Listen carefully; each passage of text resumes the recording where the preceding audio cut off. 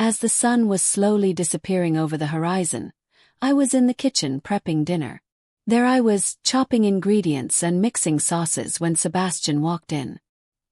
His presence felt heavier than the spices filling the room. He'd been away for a while now, and that distance brought an odd comfort, a kind of bittersweet relief. He wasn't my little boy anymore.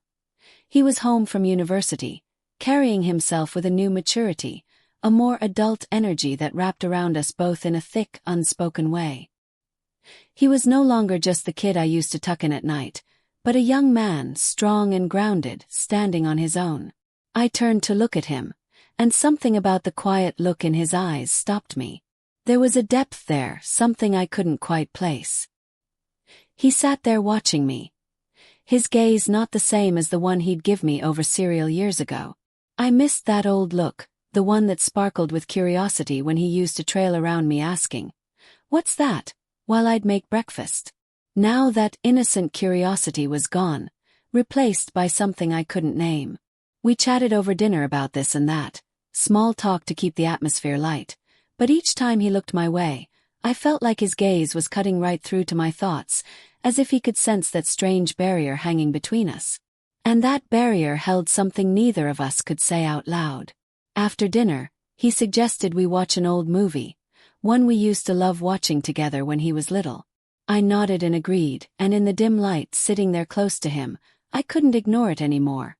The way he'd grown, the way he'd changed. Somewhere deep down, I felt myself caught between the mom in me and some other feeling I didn't want to name. At one point, he placed his hand on the edge of the couch, barely brushing mine. That's all it was, just a tiny touch, innocent enough, but something inside me flared up, and I don't know why. I pulled my hand away, feeling the tremor in my fingers, and quickly looked away, ashamed of what that simple moment stirred in me. I shouldn't feel this. I couldn't feel this. My thoughts felt like they were dragging me down. I made up some excuse about being tired and got up to go to bed, hoping a night's sleep would clear my head. The next morning I tried to shake off that strange, unsettled feeling, distracting myself by making coffee in the kitchen. Sebastian came in, looking at me with that same expression from last night, that heavy look that seemed to see too much.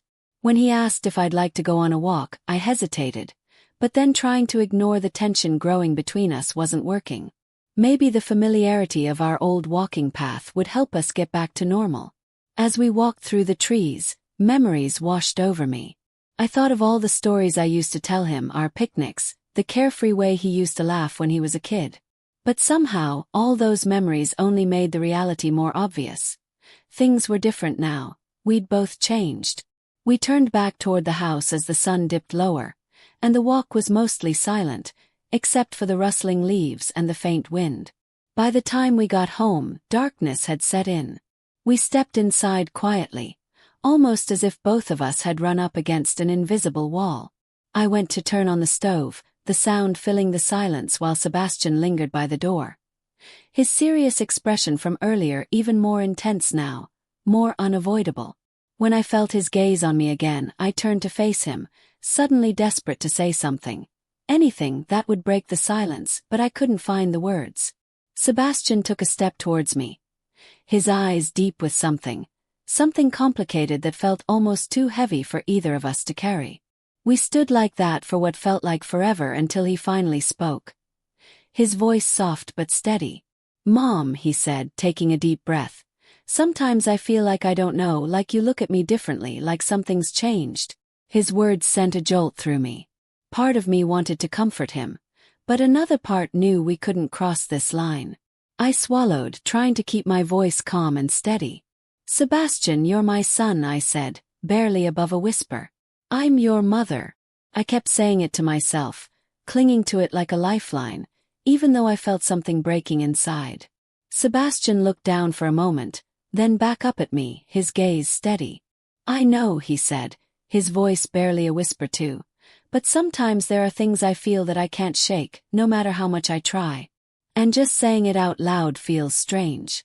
I could feel the weight of his struggle, the tension in his voice, as if he were saying it just as much to himself as to me. Every part of me wanted to reach out and tell him everything would be okay, to just hold him like I used to, But we couldn't go back and I knew it. I had to protect him from this, from both of us. So I met his gaze, trying to keep my tone firm yet gentle. "Sebastian," I said, "we can't be anything else. You know that, don't you?" He nodded slowly, a sad, understanding smile tugging at his lips. "Yeah," he said softly, "I do. It's just hard to control how you feel sometimes." The silence that filled the house after that was like a living thing, binding us both, leaving an indelible mark for all the words we'd said and hadn't said, for all the things we felt but couldn't act on. I knew this moment would stay with us. Sometimes there are boundaries that just have to be respected, no matter what's in our hearts. As the night deepened and that silence wrapped around us, I realized some things are best left as quiet memories. When I finally made it to bed tonight, there was this rush of excitement in me that I couldn't shake. I lie down trying to close my eyes, but my mind's racing. Sebastian's gaze, the way he stood so close, that warmth he gives off, it's all on repeat in my head. My heart's pounding, and I can't quite explain what I'm feeling, even to myself. As a mom, I shouldn't feel a pull like this, but each second I think of him, it gets harder to keep this under wraps. Is this love just motherly? Or is there something here I don't want to admit? Honestly, I'm kind of freaked out by how much I'm questioning myself. There's this whole fight going on in my head. I know I need to push down these feelings, get back to that clear, simple love I'm used to. But alone in the quiet of the night, these tangled emotions keep creeping up, and I don't know how I'll feel come morning. I've got to find the strength to hold my ground, to keep things the way they should be. But still part of me wonders, what if I just let myself feel? Would that be so wrong?